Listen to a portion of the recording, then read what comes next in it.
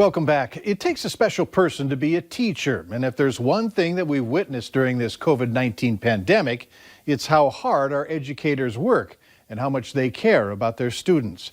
Tonight, we have another story of a teacher literally going the extra mile. Reporter Jody Kurzman has our story from Garrison, North Dakota. Twice a day, every day, Mrs. Rude's fifth grade class meets online. I love the Zooms, and that's why I do 2 a day so I can see them. But sometimes a Zoom meeting just isn't enough, especially when it comes to learning how to simplify improper fractions.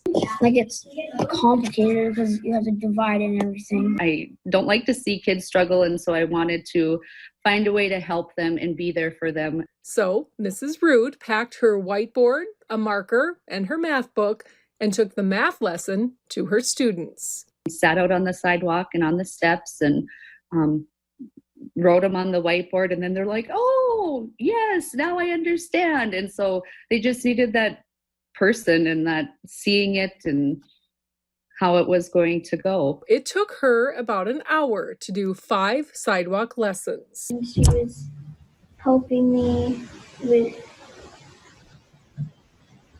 my fractions. I was really glad I wore my long winter coat.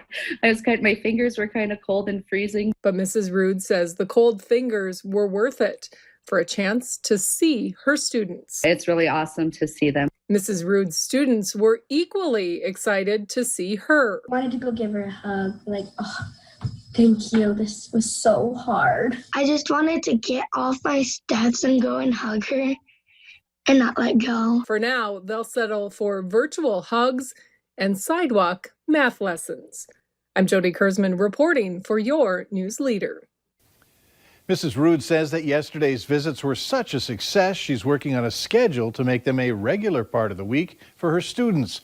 Although next time, she says she's going to bring a chair.